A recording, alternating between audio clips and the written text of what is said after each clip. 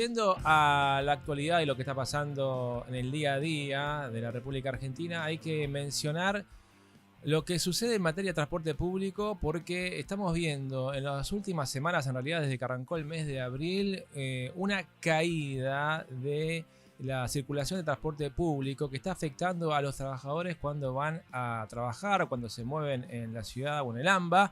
Porque lo que está sucediendo es con la subida del combustible diésel, que es el combustible por el cual se usa el transporte público, en el AMBA sobre todo, generó que las empresas dijeran, che, si no me dan a mí más subsidios para recomponer la suba del combustible, yo no puedo ofrecer la misma oferta en circulación de transporte. Y eso lo que hizo fue, el gobierno no tomó cartas en el asunto al comienzo del conflicto entre Irán versus Israel y Estados Unidos, que eso generó la suba del petróleo y por consiguiente todo lo que son los precios derivados como el combustible.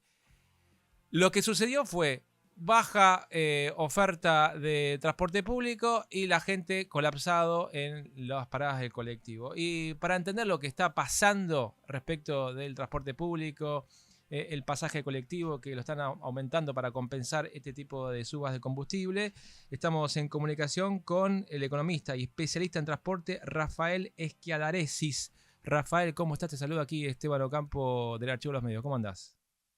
¿Qué haces, Esteban? Y solo, además, un saludo a toda la audiencia. Un detalle de todo que no puedo pasar por alto. Sí. Muy bien pronunciado mi apellido. Ah, es un poco trabalenguas, pero lo practiqué antes, te digo, ¿eh? Así que te agradezco por la mención y el elogio.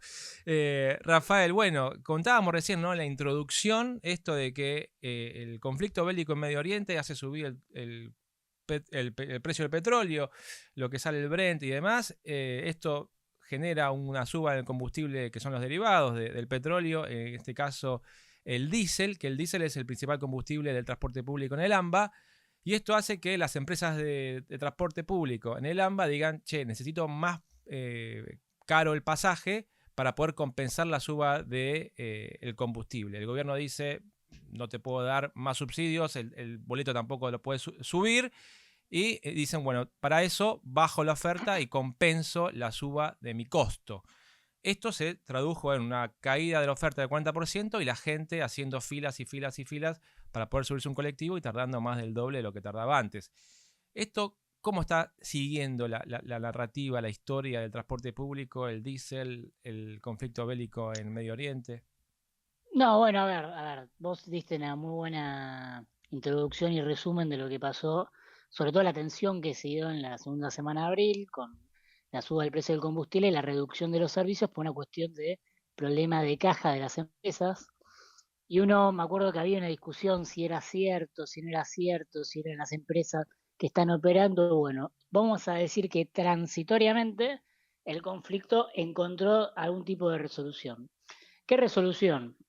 En el caso de las líneas que circulan en la ciudad de Buenos Aires, la ciudad de Buenos Aires decidió poner un dinero compensación incremental por el aumento del combustible, ¿no? Que eso nosotros, desde el Observatorio de Tarifas y Subsidios del IEP de la UBA, habíamos estimado en 1.750 millones. ¿Cuánto puso la ciudad de incremental en compensaciones? 1.750 millones por mes para compensar el efecto combustible. Luego, la provincia de Buenos Aires decidió, y esto lo mencionaba recientemente, hacer un aumento de tarifa eh, para compensar la suba del combustible. ¿Y cuánto lo hizo? Bueno, en lo que es el boleto mínimo en 11%, pero en verdad lo que hizo fue subir las demás secciones, o sea, cuando más viajas en distancia, más que el 11%. Entonces el aumento ponderado está en torno al 15% cuando uno mira Ujú. todos los boletos cómo evolucionaron, que también eso va en línea con lo que nosotros habíamos estimado, que decíamos que el aumento tenía que estar en el orden del 15 o 16%, no porque me gusta un aumento, ¿eh? Yo estoy diciendo, si vos decís, este es el costo incremental, o lo pagas con más plata acá, o lo pagas con más tarifa. Ujú. Por último, queda el gobierno nacional, que todavía no es que dio un diferencial específico, lo que sí hizo para aliviar un poco el conflicto que había fue empezar a liberar pagos que tenía atrasados de compensaciones. Con pagos atrasados quiero decir eh, listados que ya estaban publicados, que decían a esta empresa tengo que pagarle tanta plata y no se pagaba. ¿Por qué no se paga? Por múltiples motivos, pero había una deuda exigible que generaba problemas de liquidez en esa empresa. Eso empezó a resolverse, pero todavía hay un problema contingente. A ver, más allá de la cuestión coyuntural del combustible, hoy en día yo creo que hay algo que se discute el usuario, que es cada día tengo un transporte más caro que no siento que sea mejor. Ujú, Y las soluciones que hemos encontrado son parches que, de vuelta, estoy tapando algo que se generó incremental como el combustible, pero vos tenías ya un problema de base. Nosotros lo que hemos estudiado, si vos mirás respecto a 2019 a la fecha, antes de la crisis, que se redujo el 30 al 40% de la oferta, vos ya tenías menos colectivos circulando. Si eso le sumás, trenes con peor frecuencia y subtes también con peor frecuencia de lo que eran en otros años, estamos hablando de un sistema de transporte en su conjunto degradado, con ujú. menos gente que viaja por muchos motivos, no es porque esté degradado el transporte, es por el teletrabajo, hay un montón de explicaciones estructurales de la caída, pero un sistema más costoso, degradado y que tiende a transformarse en un transporte de segunda, ¿no? O sea, que el que pueda viajar lo tome, pero como que la calidad ya entró en otro plano, nadie le importa la calidad del servicio. Déjame, para no extenderme mucho, pero solo Ujú. puntualizar algo. El problema estructural que vos tenés en el transporte va más allá del tema del combustible, eso fue lo que desató, si querés, la crisis de abril. Pero vos tenés un problema de largo plazo que tiene que ver con qué sistema, para qué tenemos transporte público, cómo organizamos la vida de la gente y cómo sirve para mejorar lo que es la prestación de servicios urbanos, la accesibilidad al empleo, la educación, entre otras cuestiones. Porque para eso tiene que ser el transporte, ¿no? Para mejorar la productividad y la vida de las ciudades. Ujú. Llegado a este punto, vos tenés hace mucho una discusión que nadie sabe medio qué hacer con el transporte porque te acordarás históricamente una discusión sobre los subsidios, cuántos son los Exacto. subsidios, y luego en el tiempo empezó a haber un sentido común de, bueno, hay subsidios de más, hay que empezar a recortar, se empieza a recortar, y eso es una política que con sus distintas velocidades, de todas maneras se fue dando a lo largo de los gobiernos que sucedieron. Quiero decir, Macri redujo subsidios, el gobierno de Alberto Fernández mantuvo en cierta manera, pero siguió ajustando, no es que dijo, che, volvamos para atrás, Ujú. y ahora este gobierno continúa ajustando. Entonces, hay una discusión incómoda sobre cuánto debe subsidiarse, cuál es el rol del Estado que no está resuelta, y si querés lo que termina pasando es lo peor, que como nadie sabe qué hacer, terminás tapando parche sobre parche. Hoy salís de la crisis de abril, pero seguís con un sistema que está deteriorado y que tiene una peor calidad de prestación. Entonces el usuario dice, che, todo bien, hoy el bondi viene un poquito más, pero todavía viene mucho menos de lo que venía hace 10 años, ya no hay frecuencia nocturna y encima el colectivo que me tomo está viejo y se rompe cada 2 por 3. Ujú. Sí, se puede ver un informe que se realizó hace unos días atrás, semanas atrás, donde establecía que había caído un 15% antes del conflicto de Medio Oriente y el conflicto del petróleo, la suba del petróleo. Ahora, la pregunta sería, si baja el petróleo, ahí la compensación de los estados o la tarifa en la provincia de Buenos Aires o la compensación en la ciudad, ¿eso va a ir marcha atrás o se va a mantener? Porque uno imagina que en algún momento va a haber algún acuerdo político en Medio Oriente y el estrecho de Hormuz va a tener su circulación habitual y el precio de combustible va a tender a caer o a encontrar un equilibrio un poco más sano, no tan tenso.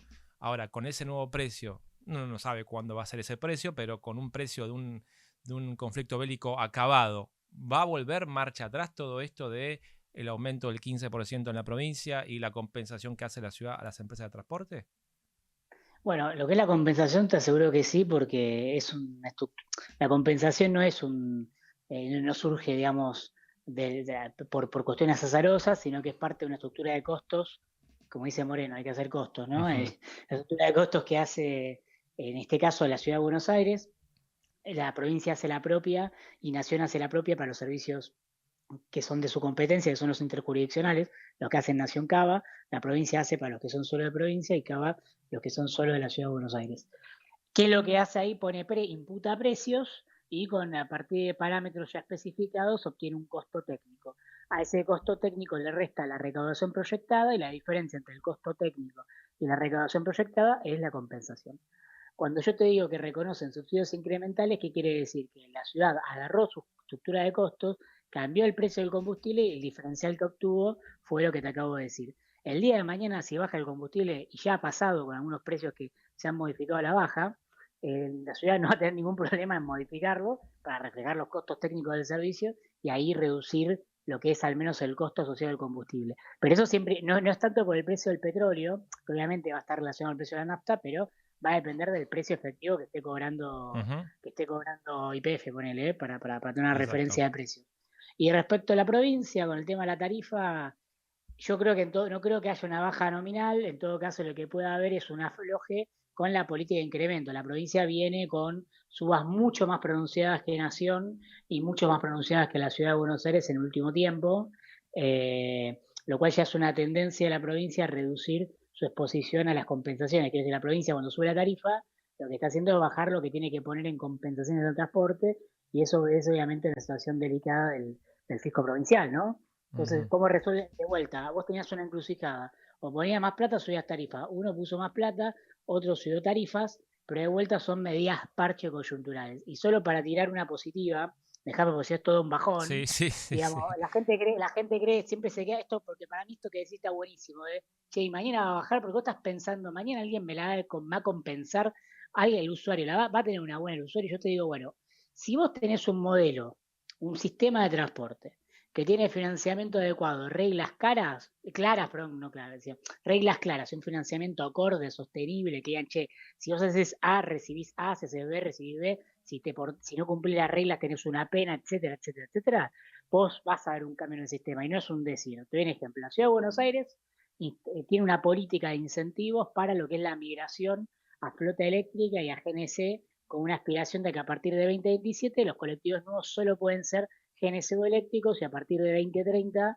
ya solo pueden ser GNC o eléctricos no adquiridos, sino la flota que es de la ciudad de Buenos Aires. Y Ujú. por lo tanto tiene una política acorde para eso. Y como viene haciendo pagos en orden, viene haciendo pagos al día, para empezar, cuando fue la segunda semana de abril, los colectivos de la ciudad no redujeron frecuencia como redujeron los colectivos nacionales y los colectivos de la provincia.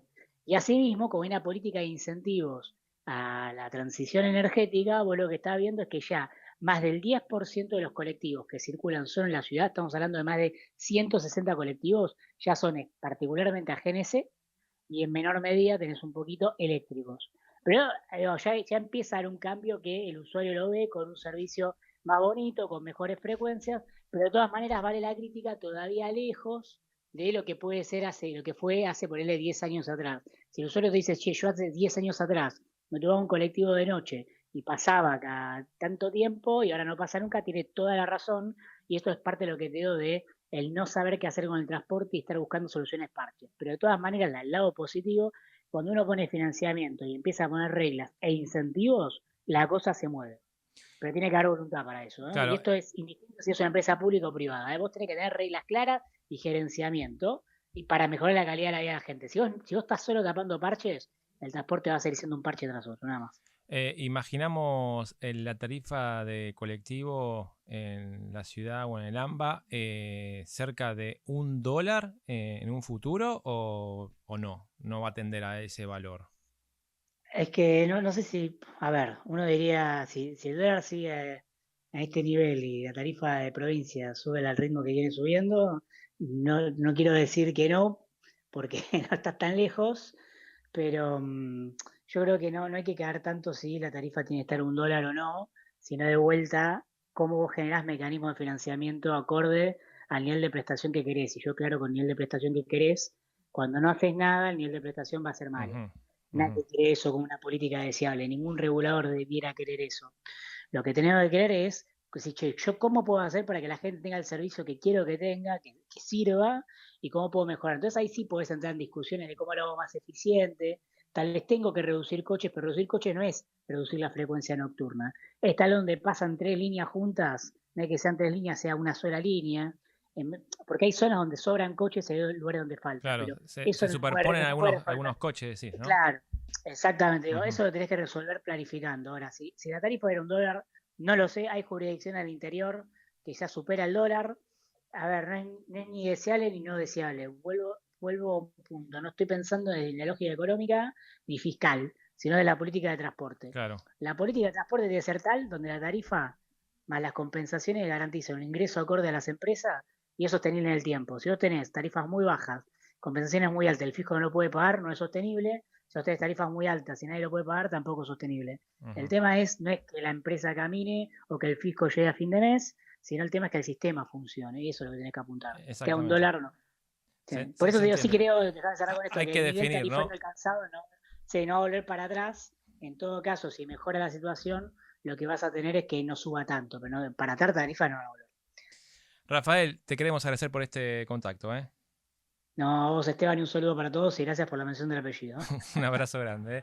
Y ahí pasaba Rafael Schiadaresis, economista y especialista en transporte.